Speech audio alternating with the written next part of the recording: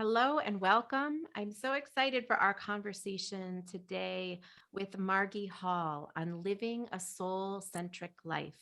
I've known Margie for a couple of years now, and her depth and her wisdom in understanding the soul, the energetic body, in supporting students at the School of Intuitive Studies. She's just been a gift to us here and to me, and I'm so excited to introduce her to you. Margie, welcome. Hi, Wendy. Thank you for having me here today. I'm pretty excited about it. Oh, good. I'm so glad you're here. And we're talking today about living a soul centric life.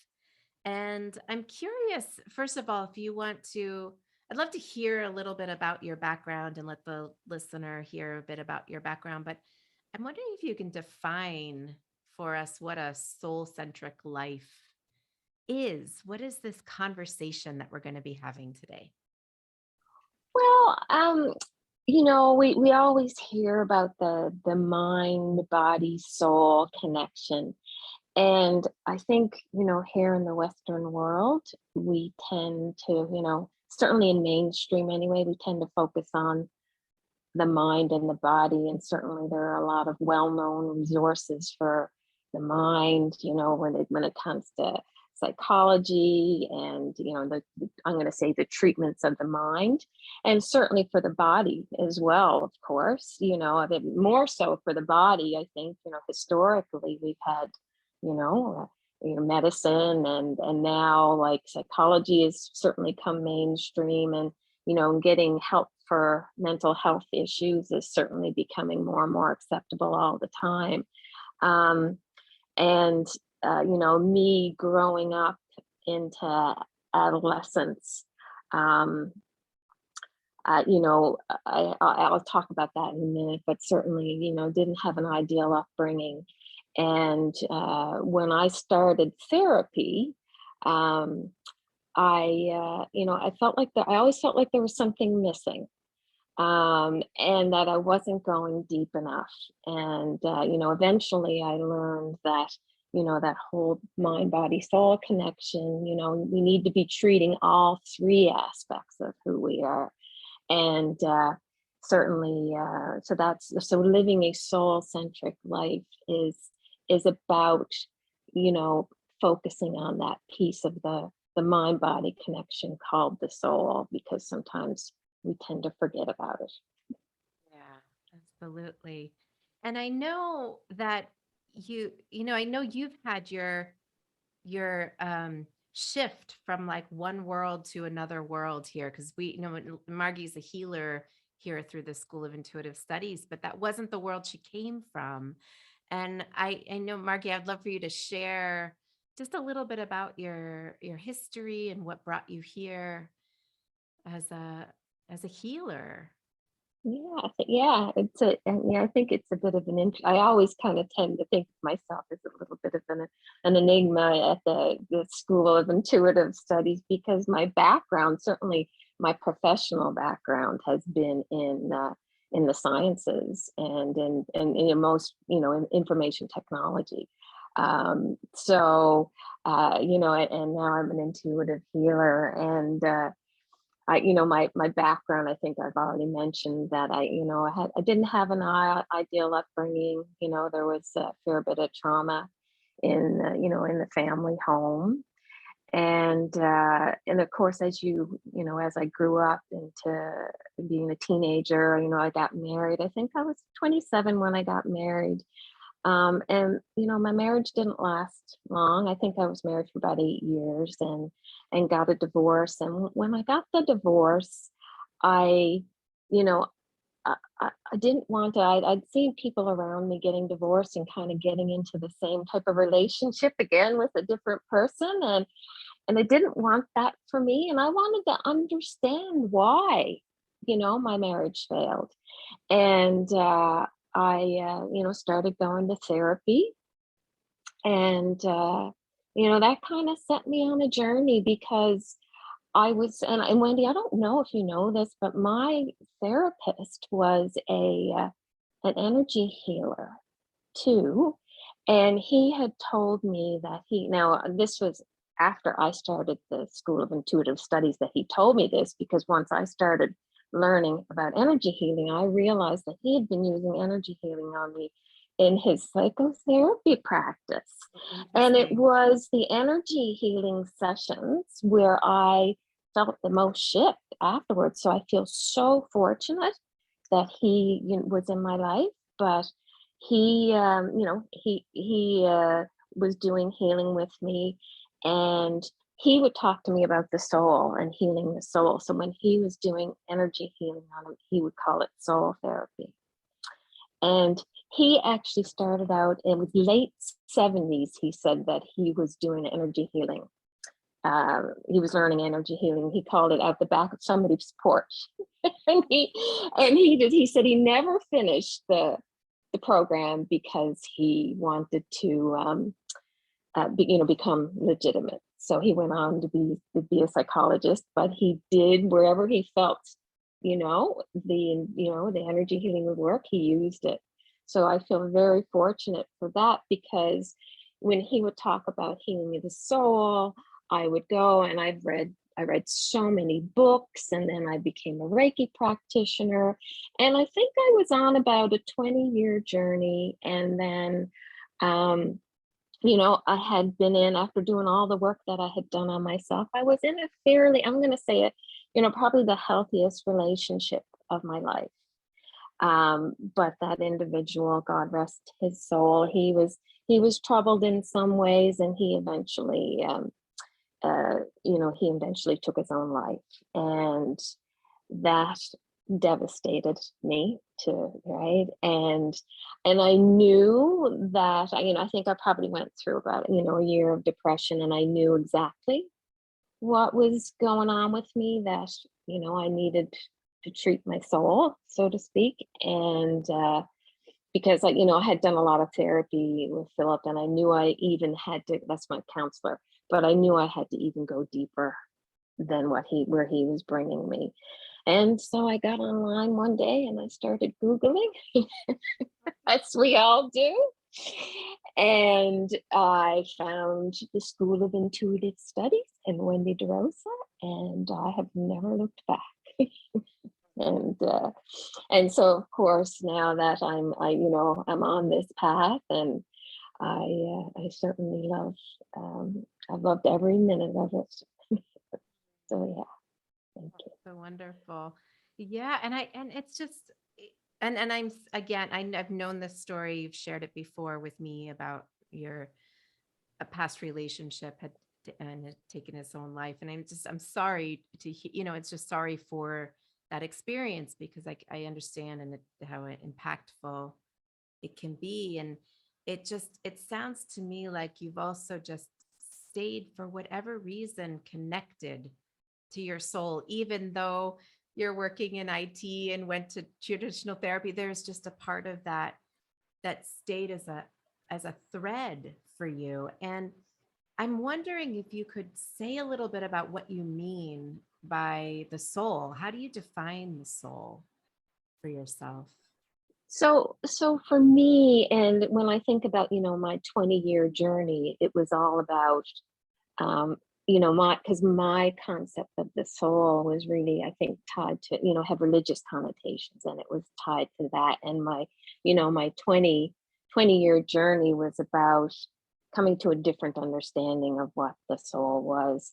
And it's ironic, because my science background kind of helped me with understanding, and coming to terms with what the soul was. Because for me, the soul is just a form of energy, just like and if through my science background, I learned, I even think this was in high school physics, that everything in the universe is energy and has its own vibration.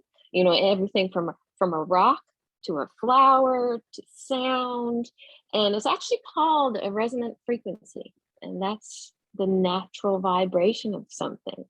And the soul is no different than anything, all those things that I've mentioned. It's something that is energy, and it's pure energy. And it's um, and it's I don't want to say, but a big part of the soul's design is to connect with the human body. And I call it a symbiotic relationship, because particularly here on the earthly plane, you can't have one like they neither can exist without the other, basically. So it's part of being human, is having this energy form, come in with us and be with us and be who we are. And part part of being human is also having an energetic body. So that mind body soul connection is also about having an energetic body. And Wendy, I'm sure you've talked with the listeners before about the energetic body. That includes the pillar of grace that comes down through our central channel, and our chakra system, and our grounding cord. It's all part of, in our aura, it's all part of our energetic body. And certainly the soul is a big piece of that, our energetic body and our soul are all connected because they're all energy. And Wendy, I don't know if do you ever watch Star Trek? Are you kind of like a science fiction Trekkie type person? I've seen Star Trek a couple of times. I can't say I've gotten into it. And it was also, I was young when it was out. I was younger, so I just don't. My older brother was really into it, and then I might have fallen in the gap of where Star Trek was popular. Yeah, and so I think I've learned a lot, or I've been inspired a lot on my spiritual journey, let's say, with science fiction. And there's actually a type of character, because of course in Star Trek they have all kinds of aliens, and Yeah. one of the alien life forms is called a Trill. And Trill, and I don't know if anybody is ever seen any of these episodes, but it's like a worm-like creature, and the way the Trill works is that it's a human life. A human can take on the Trill, and so the human actually has to go to academy and train to take on a Trill. And it's like this worm, and they actually do a surgery where they put this kind of big worm inside the human's abdomen. But when they do that, the human then has conscious memory of all the Trill's past lives. And part of their training is so that they can synthesize all the past lives and be all the be all the people who they were before too. And so for me, that almost mirrors like what the soul and how the soul works.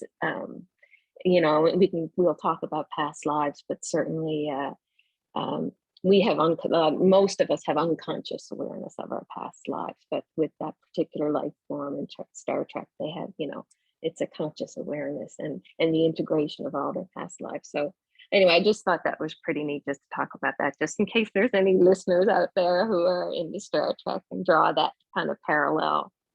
Yeah, that's such a cool parallel. And I hadn't heard that before, but when you said that about the worm, I have flashes of seeing those episodes where it's in the gut Yeah. area. But yeah, that's so great. And and you're speaking to that the soul carries history, the soul carries information, the soul carries infinite love, but it carries information about our history on a soul level, which would include past lives. Yeah. Absolutely. And so what is the importance of the soul, and what role does it play in our lives? Do you want to expand a little bit more on that, or even Yeah. share about the past lives? Yeah, Yeah. certainly. When I think about the soul, I mean, it's our truth. It's the real essence of who we are. And the soul carries certainly the imprints of our past lives too.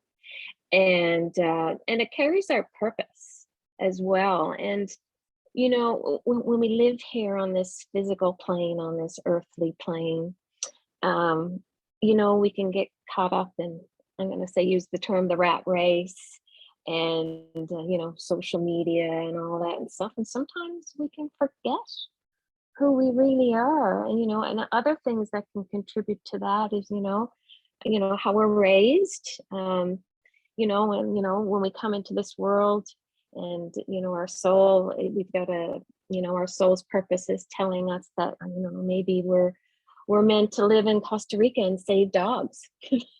And but we get raised by these parents, who well-meaning parents, who want us to be doctors. And and then we go off to med school, and we're off in our practice, but we're just you know not happy doing that, because there's a part of us that's asking us and telling us to do something different. And that's the role that our soul plays in our life, is to try to wake us up, and say, there's this is probably not the right thing for you, but it's that piece of you that that does that yearning for you, that kind of gives you that little nudge to say, maybe you should go in this direction. And so that's why it's so important to understand what the soul is, and because it helps us bring us to that place in life where we're peaceful, where we're happy, and just basically aligned with our truth and who we are. Yeah, so powerful. It's funny, just because I am in Costa Rica. We're recording this while I'm in Costa Rica, and it's raining right now, and it's I can hear the rain, and maybe it's coming through on the recording, but it so much was that experience of the soul saying, my soul saying, you, this is part of your journey. My husband's Costa Rican, and so we're just having this family experience down here. um but there's also, for me, there's a level of breathing into the unknown. Like, sometimes the mind wants to know, what's the plan and what are we doing? And I'm so challenged by it not always being mapped out. And whether I like that or not is like not, I don't have a choice right now, but it's so true. It's like, sometimes in this soul journey, it's this trust of, really leaning back and saying, okay, I have to trust the guidance where my soul is taking me right now, where I'm guided to be, which in itself takes courage and a leap of faith and trust to be able to do. Not always easy.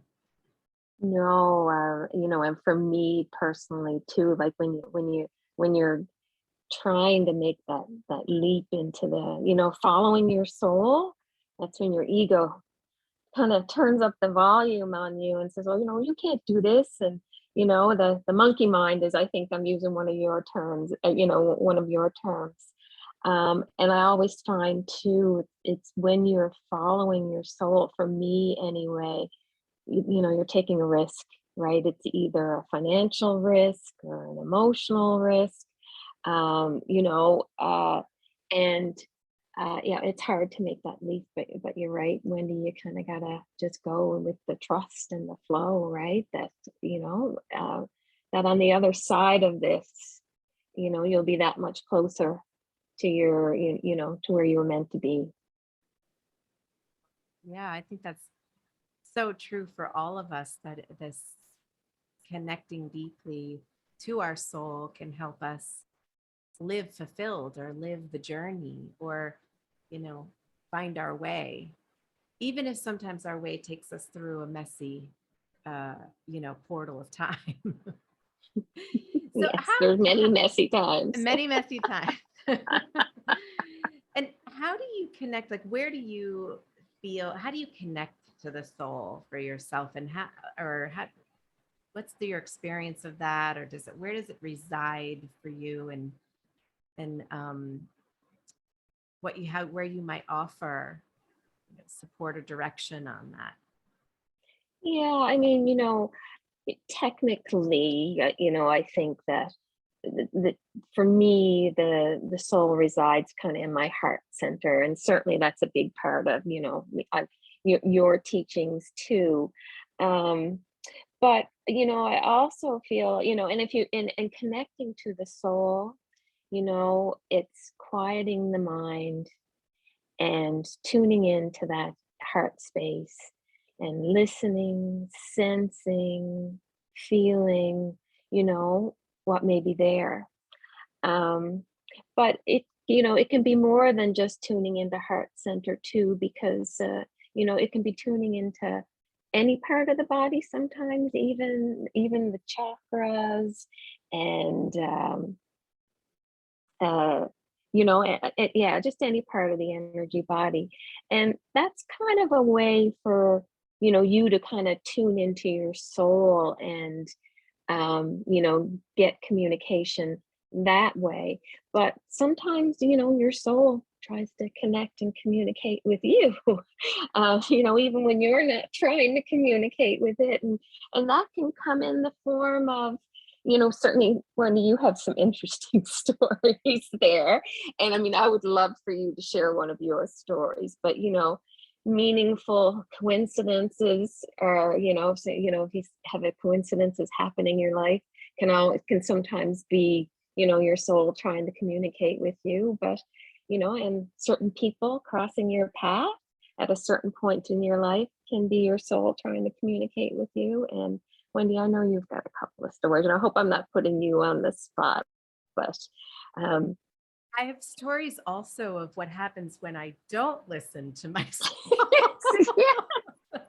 yes. Those stories of like, oh gosh. I mean, literally feeling like I'm banging like the universe has said, are you listening? Let me just bang your head against the wall one more time to make sure you are listening. And, I have many stories like that of even particularly I always tell the story in my 20s about how I really wanted to be a musician, and I was touring and wanting to make it as a musician, but I couldn't have been given 25 more, as many, I couldn't have been given more signs to, to become a healer and to accept my gift. And I was just pushing from an egoic place and overriding my intuition and not listening to the signs until literally, I get punched in the face. Like the story I always tell is I'm trying to get somewhere as a musician. I'm literally walking down the street and this man accidentally, the way he moved his hand to grab his wife's hand and told her like, honey, come here, let me show you this. But the way he moved his hand, he like literally punched me in the face at the time where I'm contemplating what I'm doing. Walking down the street and not getting back on the plane and going home and saying yes, to the clients that were calling. And I literally had to say yes to it, to my gift for things to flow. But it's like amazing, what our fear will do or what our survival will do, all that the conditioning will do to keep us from trusting that the soul in us is guiding our journey too. Yeah, absolutely. And again, it's not just us connecting to it, it's recognizing when the soul is trying to connect with us too. So I love that story. And I think I've heard you tell it now. I don't know, more, probably about a half a dozen times. And I love you every time you tell it. I know I can elaborate. It's a long story. It's a short story. It's, I love it. It's a great story. Oh. So, tell me, what are some barriers for connecting with our soul? Like, why is it so hard? What happens that we might not be connecting to our soul? Yeah, before I landed on your doorstep, I remember trying to connect, with the tools that I had been given, and with some of the training that I had taken, and I'd have limited success. Like sometimes I could hear a word or two, and sometimes I could feel and sense things, but it was very sporadic, and I just knew, I just knew there was interference there. There was something in the way. And and that's certainly when again, like, that was part of the reason why I showed up on your doorstep. It's because, I'm going to call them, emotional wounds, I guess. And certainly that's what that's terminology I've learned from you as well. But, as we grow and, experience life with trauma and, just marriage breakups and things like that. So the energy associated with all those experiences kind of tends to stay in our energy field, and just and like you said, Wendy, with the soul kind of knocking you on the head one more time, we tend to experience the same things over and over again, right, until we get it. And it's just, that energy just keeps building in our system, and it's there. And um we really need the energy of the cosmos and the earth flowing in through us and around us to be living in the flow of life. And if we've got energy left over from, like, emotional wounds from this life and even past lives too, right? We carry our past, like the wounds from our past lives, with us too. Then it can be incredibly difficult to connect and establish a good connection to the soul. So it's hard to hear, hard to see. So yeah, those are some of the things that can happen to cause, like I said, some interference that, in that flow, so that we can't feel it, see it, or sense it. Yeah. Sounds like doubts and fears. And sometimes I think it's like too stuck in the mind, Yeah. very much in our heads, Yep. like, Yes. Yeah, for sure. Yeah. yeah, yeah. Um, and and practices, like daily practices it sounds like what you're saying too is that sense of like tending to our energy clearing, tending to helps us connect, at least, or having Yes. a daily practice of connection to our soul. So I'm wondering if you want to say more about how do we clear those barriers and establish that healthy connection? I might be saying some of that, but yeah. Yeah. No. And that's where energy healing comes in, Yeah. right? And that's one of the major purposes of energy healing, is to clear those energies, and to clear all the interference that's in your energetic body, so that you can start, tuning in, and being able to listen to the soul, listen to your truth, and bringing your life back into peace again. And it's not just the emotional wounds that can impact us too, and keep us from doing and following our souls. It's also, I'm going to call them limiting beliefs too, right? Yeah, um absolutely. yeah, and as we grow up in the family, we can um by situations that happened, in our upbringings, we can, unconsciously take on these beliefs that we don't even know we have. And, one for me that stands out the most is, as a child, my, I was told that I talked back a lot, but I was actually Right. speaking my truth. Yeah. And when I Interesting. look back now, I was speaking my truth. And of course, I got punished for that.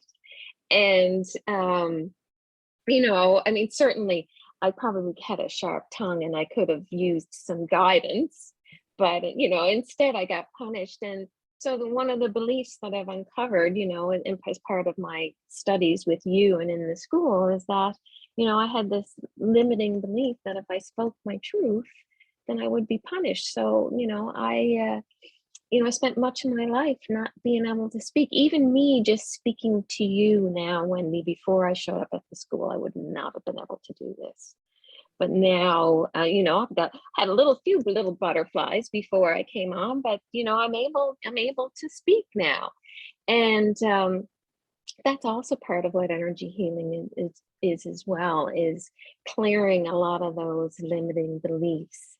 Um, so that, and that's part of listening to your soul too, because otherwise those beliefs are kind of, rubbing up against the soul. And, those are parts of the things that say, no, you can't do this. No, you can't do that. Are you crazy? So yeah, so energy healing is about clearing the, emotional wounds from this lifetime, from past lifetimes, and those beliefs that you don't know you have, because I can guarantee you don't know you have them, and that are holding you back from kind of living your best life and being the best version of who you can be. Well, I find, even though I do this work, it surprises me how many limiting beliefs pop up for me, even in layers, as I'm at another stage or at another level. It's like, oh, there it is again, and there's another reminder that I need to tune into this. I need to clear. I need to love myself more. I need to shift my awareness or my consciousness here and really tend to it, because it can go on autopilot. It can run the show.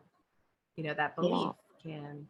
So it is amazing that they will surface years absolutely. later. But it's true. I love that you're bringing this in, that energy healing is a big component of connecting to the soul and it's clearing our energy so that we can deepen connection to ourselves. I love that in the beginning you said your therapist did energy work, because there, in traditional therapy, there's a cognitive process, and cognitive process is really understanding. It's frontal cortex. It's really understanding, but that you had the experience of going into your body and into your soul through shifting and clearing, or maybe just deeper awareness, is like, that's a gift Yeah, to have had absolutely. that. Yeah. Very, very fortunate I was, for sure. But maybe I was following my soul. Yeah. Yeah. Yeah. So, what does it mean to have a soul centric life? Do you have any final words here? Yeah, and Wendy, for me, it's about, and I think you've already alluded to this, is about like self-care, and looking after your soul, and I'll just share a little bit about how I take care of myself and my soul every day, my mind, body, and soul. But certainly when I'm focusing on my soul, I start the day off with yoga, and as I'm doing yoga, I'm connecting, with my energetic body too. And certainly, the purpose of yoga, it was, that to bring alignment to that mind, body, soul connection. I also use crystals on a regular basis too. Every day, there are 7 days of the week, and there are 7 chakras. So every day, I focus on a different chakra, and so I'm using the crystals that are associated with that chakra that day. I've got essential oils too, so I'm making sure I'm diffusing the essential oil that's associated with that chakra, and music too. Well, that's the wonderful thing about streaming music now. I've actually got playlists for each chakra. So on the Oh, on that wow. day, yeah, and so that's kind of how I'm trying to tune into my chakras. I also do Reiki on myself. Walking in nature. There's a number. Those are probably the primary means that I do to look after myself. And then I'm paying attention to what's going on around me, because like I said, sometimes the soul wants to communicate with you. And yeah, and that's kind of, for me, living a soul centric life, and obviously connecting with my family at the school is a big part of living my soul centric life too. And being able to be in connection with people who are like minded is very important to me as well. And Wendy, I was hoping that you would share kind of too how your self care and routine, if that would be okay. Yeah. Yeah. Some of mine is, well, I have to be mindful. I have a small child. So sometimes my morning routines, my morning time, I'm up at 5 in the morning, and I just have always been. And it's not because there's some perfectness to like my spiritual practice. It just, for whatever reason, my husband and I both are very early morning people. And um, so I try to get up early enough before my daughter gets up. And it's typically a combination of meditation and a walk, or meditation and some movement of some sort. So that's kind of my morning practice, depending on what I have time for or how the flow of the morning is going. I think in terms of my soul sectric, if I were to really think about that in terms of integrating into my life, I think it's about tuning in. It's about tuning into what I'm needing, what's under my triggers, what's drawing my attention, and where I need to tune in more deeply into my emotions or my thoughts or whatever it might be. It's a matter of tuning in to my body, and at any given moment, particularly around my triggers, things Mm, that happen in my life, right? I'm like, why? I've got to look at myself and look at what is being triggered in me, and what's underneath that, and what is that about. I think that's a big part of my own tuning in process, and doing what I can do to stay aligned with my values, with what's important to me, and a lot of acceptance for my imperfections, things I mm. can't control, Yeah, life's that's beautiful. imperfections. Yeah. Yeah, that's beautiful, Those are Wendy. Thank some you. thoughts. Yeah. Yeah, oh, I appreciate that. Thank Yeah. you. Yeah, absolutely. It's probably a lot to say on the soul level. And then Mm, obviously I teach classes in it, so there's the journey we go into when we go into that space of really connecting to our souls. I think also, in my experience, we live in the world. We have to live in the world, but those respites, those times when we can go in to, in our classes or in a healing session, when you can go in and really nurture the soul, like what you were saying with mind, body, spirit. We take care of our body, we take care of our mind, but then there's this soul care that's really needed. And sometimes even those moments of going inward and asking, or tuning in, intending, and deep meditation and energy healing can be very beneficial to tend to our soul. yeah, and I was just going to say, and that was kind of my last piece I wanted to say too. And of course, if you're feeling that interference, if it's not working for you, and if you feel like your triggers are interfering as well, then of course, energy healing is a great option too for living that soul centric life and starting to clear what's holding you back. Absolutely. But Margie is a wonderful healer, an intuitive energy healer here at the School of Intuitive Studies, and people love her. She is so connected. She's so gentle. She's so clear. And I just highly recommend a session with her if you're interested in knowing more about intuitive energy healing or receiving healing work. So we'll post the link in the show notes of how you can connect with Margie. And Mark, is there anything else you'd like to share? Any final words of wisdom for the Um, listener? yeah, just not to forget about that. And again, the mind, body, soul connection, and it's so easy to get distracted, in our daily lives with the physical plane, and just to always remember that you've got that little in your little inner voice there in the center of your heart that wants to speak to you and wants to help you and wants you to be the best person that you can be. Thank you so much for being here. Oh, thank you, Wendy. This was wonderful. It's a gift. Thank you.